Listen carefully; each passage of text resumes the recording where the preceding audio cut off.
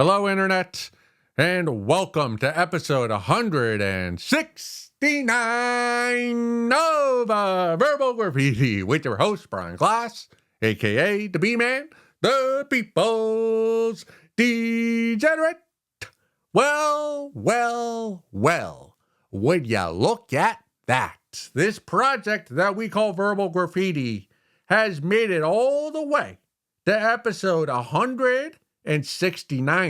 And you know that I know that the B-Man knows that if there is a 69er in the episode number, we got to come aggressive in this opening. And you know that we are going to come aggressive. Now, who or what are we going to address? Well, let me get to that right now. Jeffrey Epstein. Who else will we talk about in episode 169er? Now, if you can take a moment, the next few minutes, allow yourself, if you are capable, and I understand if you are not, but if you are capable of separating the moral corruption of the man from the man physically himself, just his appearance, Jeffrey Epstein is a handsome guy. Now, I'm ashamed to admit that this is a blind spot I've had till earlier this afternoon. Now, we all know. Actually, that is a wrong way to say this. We all do not know. All of us Johns, all of us perverts know that his Jeffrey Epstein's sidekick, Ghislaine Maxwell, has world-renowned jigglers on her chest. Now, if you're a normie, an NPC, you're probably not aware of this. But again, the real ones, the Johns, the perverts, we know those two photos that are out there on the internet. The one with her on the private plane rubbing, it might be Jeffrey Epstein's feet, maybe Bill Clinton, I don't know, somebody's feet, but her chest, it's out. You can see the cleavage. And then the notorious photo of her outside of the log cabin, like the front porch of it. She's in this black bikini. Maybe that's the one where she's rubbing the guy's feet. But anyway, she's outside the log cabin. She has a black bikini on. And you know right there, she's got some bodacious assets to her. Other than the assets, the women she's illegally transferring from states to islands to wherever else in the world. But we're not going to concern ourselves with her illegal activities or Jeffrey Epstein's illegal activities. Now, I've spent so much time thinking about Ghislaine Maxwell and her jigglers that it just never really dawned on me that her villain friend, I'm not even sure what to call it. I don't want to call them a duo, but whatever. Yeah, they're a duo. It just never occurred to me that Jeffrey Epstein rivals Ghislaine Maxwell in terms of looks, prettiness, of attractiveness. Again, maybe that's just because I'm a straight heterosexual pervert.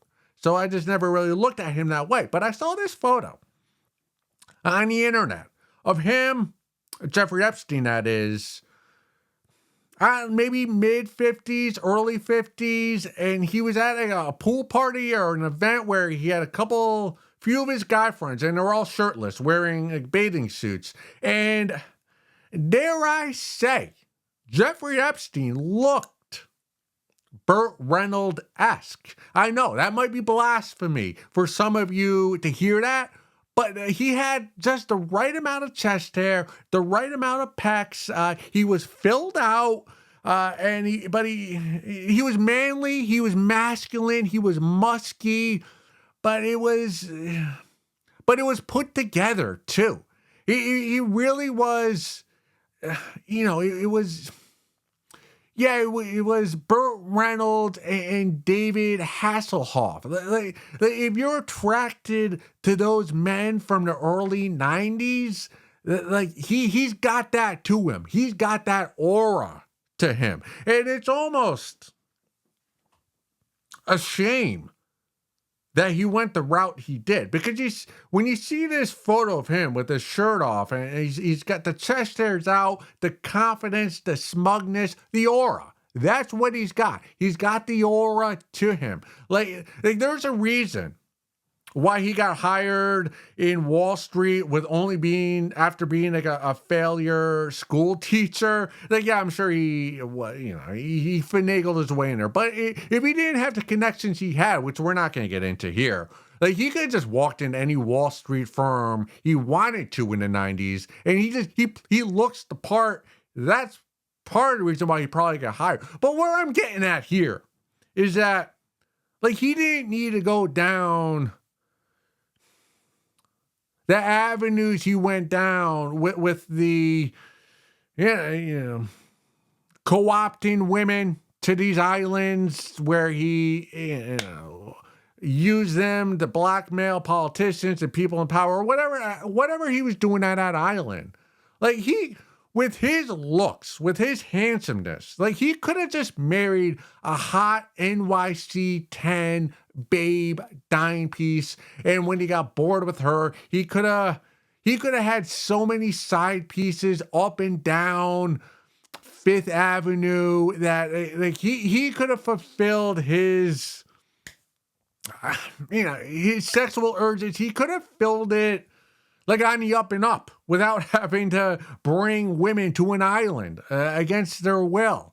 That it's almost a shame that he did go the route he did. I mean, obviously it was horrendous, horrendous what he was doing, and we're not going to get into that. We're separating the moral corruptness from just who he is physically.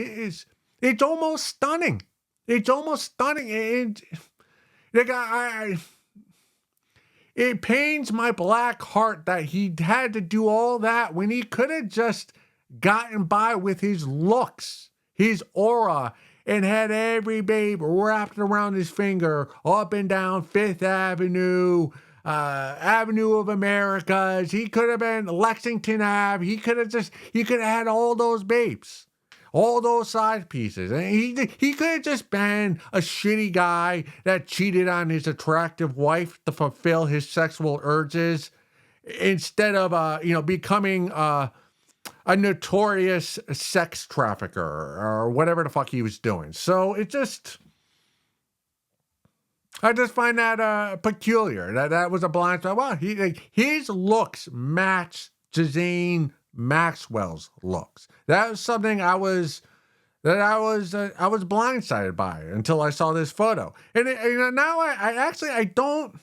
You cannot blame a young, barely legal babe who maybe doesn't have a lot going for her financially for going to these islands with Jeffrey Epstein, because obviously they didn't know what he was capable of doing there. But if you're just like a 20-year-old babe and you want some money and some access to celebrities and powerful people, and this guy, like, he's no slub. Like he had a full, broad shoulder. Like he was a man. And he was a masculine man, and he had some intellect, and he could talk. So I don't blame any of these babes who got caught up in that aura. Like, yeah, I'll go to an island for the weekend, and then you go there, and stuff was going down there. But I can't blame any babe from Miami who hopped on a jet to go to Epstein Island without, they didn't know that it was Epstein. They knew they were going to an island, but they didn't know it was Epstein Island. So I'm not going to fault any of those babes for hopping aboard the private jet or yacht to hang out with Jeffrey Epstein and his rat pack. Speaking of rats, moving along, I have something to say about rats. This comes from the subreddit, The Fighter and the Kid. DoorDash driver says Bappa is cheap and a fraud. I'm glad Brendan Schaub's special sucks. Fuck that dude for stiffing me on a tip. I'll never forget it. True story. I was trying to earn a few extra bucks, hard times, and had to resort to gig work. In the rain, I picked up a order for ice cream in Venice, drove up to Santa Monica to a nice house with a few cars.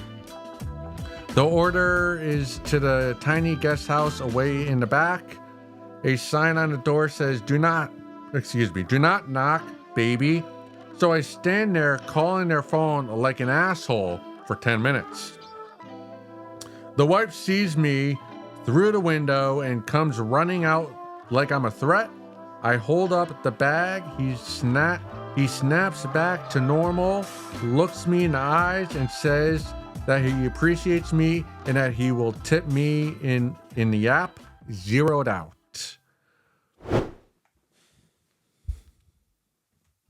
Now, to the unaware, to the unfamiliar, let me tell you who Brendan Schaub is and the Fighter and the Kid subreddit. Brendan Schaub is a comedian, or was a comedian, that is not, he's not well respected within the scene. The comedy scene, he's one of those Joe Rogan guys. Joe Rogan, he gave him a push in the Comedy Store in LA, which is a famous comedy club. So he got to perform there, and he put out a special on maybe it was Showtime, or maybe one on YouTube, I think called Gringo Poppy or Gringo something. And it wasn't a good special. It was very hack humor, very like whites versus Mexicans, like not first, but like, hey, Mexicans act like this and white people act like this, and his wife is Mexican, so he can do that. And like, he just wasn't respected within the scene. And I think the special was so bad, and he got so much shit for it, that he stopped doing stand-up comedy. And he does this podcast that's called The Fighter and the Kid, and there's a subreddit for it. And the subreddit is just people talking shit about Brendan Schaub. And if you go to it, which I'm ashamed to admit, but every once in a while I will go to the subreddit because it is amusing. But the problem with this subreddit, like many subreddits, is they have their own dialect, it's almost their own language, their own lingo. So unless you go to it all the time, which I don't, it's very hard to follow because they have nicknames for everyone they're talking about, and it's very confusing. But so that's who Brendan Schaub is. So he's got a lot of money. He's living in LA. He's not a respected comic. He put out a special that a lot of comics made fun of, talked shit about. He has a wife who's very active on social media. She's augmented. Let's just put it that way. So and he is rumored to have tried to sleep. He tries to sleep with other comics' wives and girlfriends, and he's tried to bully other comics to say stuff nice about him. And he's just kind of a bully. Maybe he is a bully, and he was like a UFC fighter at one point before he did stand up. So he just he's the person people like to talk shit about.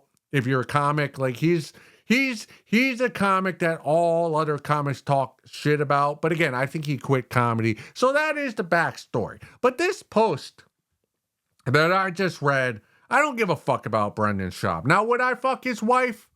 Yeah, I'd fuck his wife. His augmented wife. I'd shove her Botox face in one of her like off-brand, knockoff, $1,000 purses. I'd put her face in there as I fuck her. But I would do that, but I'm not going to because I'm not of that status. I've never interacted with Brendan Schaub or anyone in his family or his inner circle. So I don't even know why I just made that tangent about fucking his wife. I don't know. She's kind of attractive, but I would. But that's neither here nor there.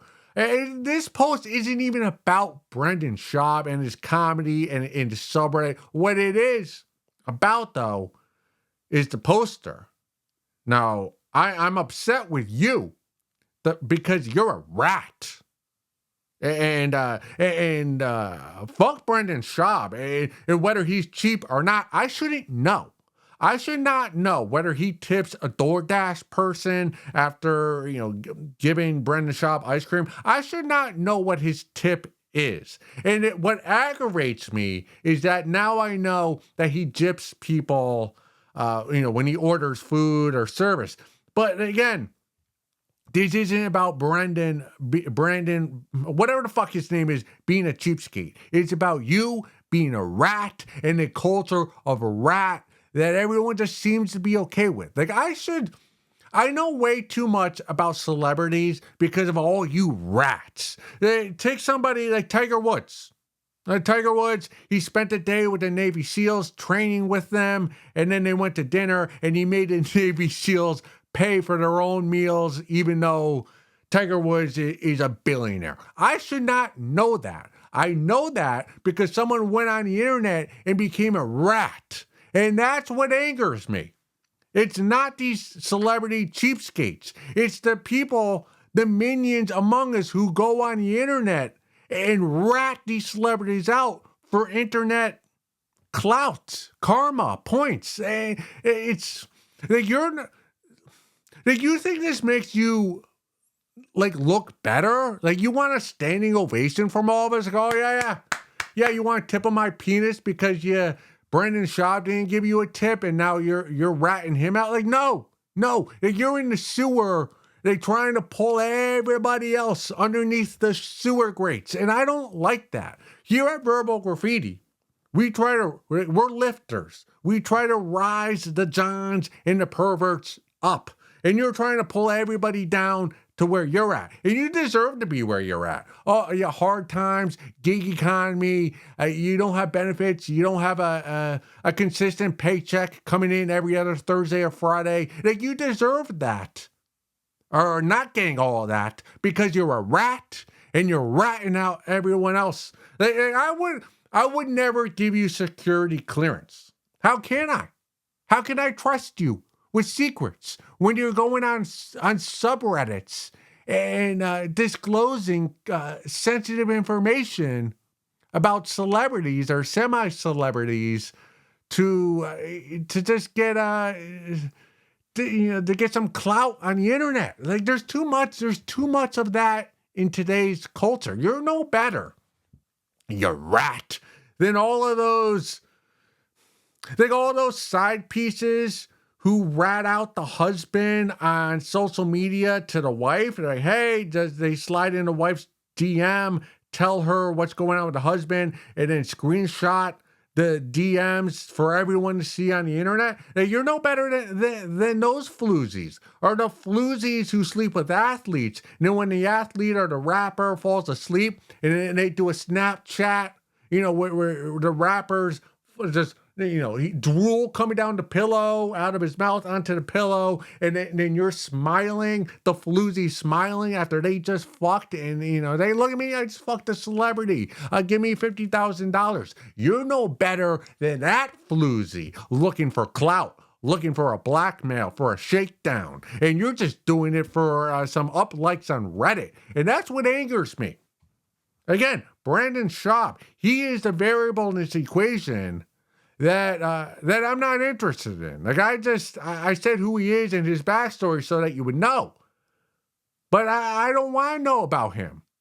And I know about him now because you're a rat. And I don't like that I know this. So go suck a fat one. Let's go look at some photos.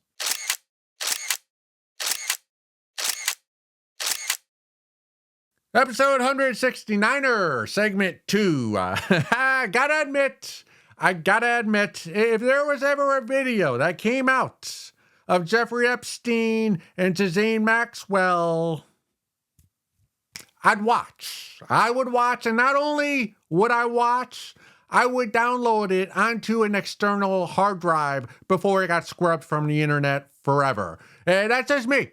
That is just me. I'm willing to admit that. And the reason why I would be so willing to watch that video, the two of them boinking, is because Ghislaine Maxwell has a clean butthole. That is just a superpower that I possess as the B-man. I could look at a babe, whether it's on a screen or in real life. I could look at her and surmise instantly whether or not she has a clean butthole. And not just the butthole.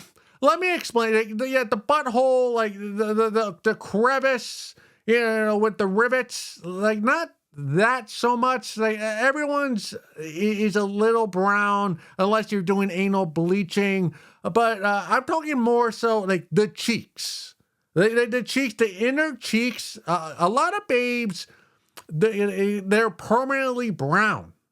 Just because they're not taking care of it enough back there with their hygiene. So you'll watch a lot of smut where the baby's on top or she's getting dick down and her cheeks are spread from behind, and you'll just see brown. And it'll go to a close-up and you'll see the brown on the inner cheeks, regardless of her skin color. Like it's just brown. It's just a dirty crease.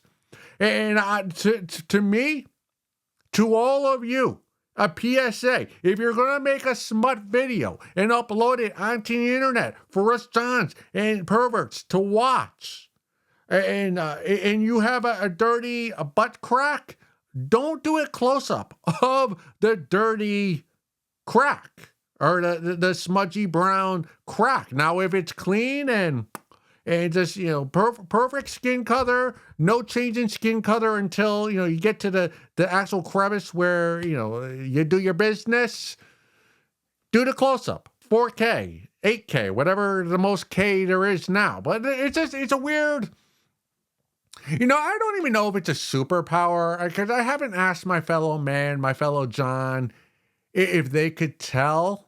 I've just always assumed it's just a skill that I have. It's almost like X-ray vision. So maybe I should ask some of my fellow Johns. Do any of you have that?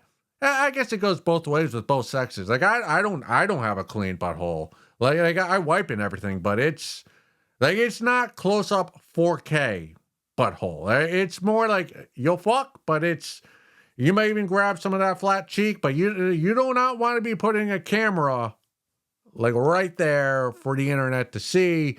But you're just I don't even know how to explain how I'm able to do it. And honestly, most of the time, I'm not able to confirm what I think because I'm not seeing most buttholes. But sometimes it's just innate. I don't even know if I can paint the picture.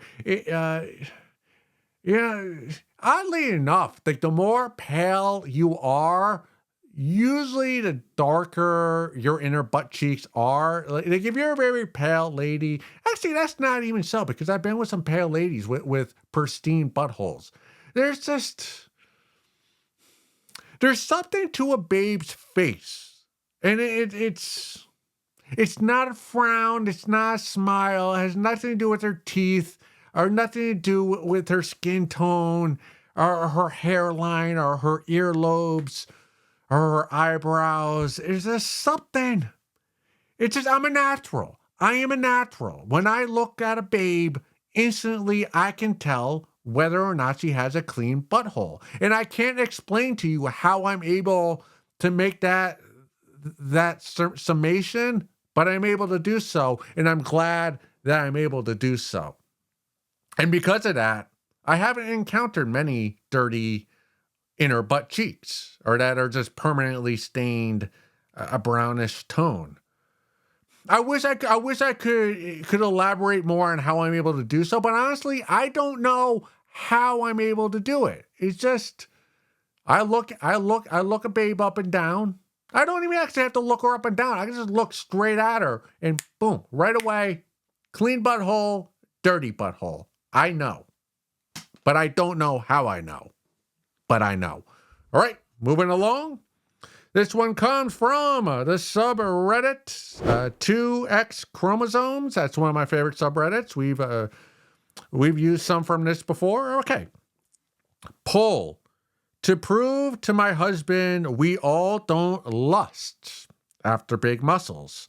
My husband asked me some variation of, remember how shredded I was when we first started dating? And I said, yes. And he teasingly said something along the lines of, you loved that. Then I said, I like you more snuggleable. Is that a word? Snuggable. Do you know who loves a perfect shredded man? Other men. He said floored. Now, this was a lighthearted conversation, but he found it hard to believe that not all women like huge muscles on men. So, I'm asking all you ladies, which celebrity examples do it for you? Or which characters do you find desirable and admirable, and why? Multi-part question there. Me, I don't so much have a body type, but I like the loyalty of Sam from Lord of the Rings. I like the intelligence of Sheldon Cooper from The Big Bang Theory, but not how he is dismissive of less smart people. And I love the devotion of Gomez has for Martica, etc. And let me guess, Hot Lips, you also are attracted to gentlemen who are 5'5" and have pinky wieners. You expect me to believe this? Now, I don't know who your examples are. All right, 'cause I've never watched The Big Bang Theory because I have taste. Right? And I don't watch Lord of the Rings because my IQ is not high enough to keep along with the plot. So I'll take your examples for who they are and assume they're scrawny, weak, noodly armed men. And I hate to break it to you, sister, but if you're attracted to these scrawny, noodly armed men from a Big Bang Theory and all those sitcoms, you're probably a dyke and you should learn how to munch on some box because you're afraid of testosterone. And, I've been able to hypnotize some babes into being attracted to lust for me, the B-man, but none of them have done so because of my arms. Right? Like I go like this at the beginning of each episode, but that's more in jest. It's for shits and giggles. Like I know I don't have big biceps. I remember there was a time I was a snuggle. I'm a snuggable guy, as you so desire. And I was snuggling with a babe in bed, and I had my arm up. It was early morning, and she was feeling my arm, and she told me to make a biceps, and I was like, "Oh, I am flexing," and she just laughed. She laughed at my arm, at how little of a bicep I had. But it was, it was. She wasn't doing it to make fun of me. It was just a funny moment, and I laughed as well. But no babe is attracted to scrawny, like little men who don't have muscles. Now, you might fall in love with one for other reasons, for their riz and their aura, and whatever it is they bring to the table, or whatever way they're able to hypnotize you. But all women, regardless of who you're with and who you're fucking and who you're married to and who your side piece is and who the fourth man on your roster is generally attracted to muscular men with the V-taper, like, back to waist ratio. Like there is a reason. There is a reason why every superhero, who else? Like I can just tell you from my own personal experience, right? Like I spend a lot of time on the hub.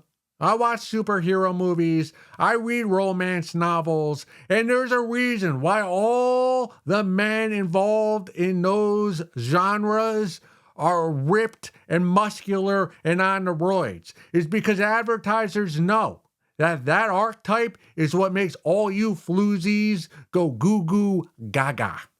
It's because that's just, it's genetics. It's what you're attracted to. And they know that's what makes your pussy tingle, is the muscular men. And don't come at me, the B-man, and all of us here at Verbal Graffiti, trying to tell us you don't find that attractive. Because I guarantee you, if a new spry 24-year-old ex-Division III linebacker started working at your place of employment and he invited you out for lunch, you wouldn't even get through the drive-through line at Wendy's before you saw his penis. And then afterwards, you'd have to use the Wendy's napkins to wipe the semen coming from your slit because you would fuck him in your car in the parking lot. And it's not your fault. It's if I was dating a babe and she cheated or left me for a muscular younger guy, it's like, yeah, that's evolutionary psychology. Like, of course, like he's more fertile and better looking than me. So yeah, I'd be angry. I'd be heartbroken, but I'd get it. And I'd just give her a tip of my penis. You upgraded for me. Hypergamy. Good for you. Not good for you, but I understand.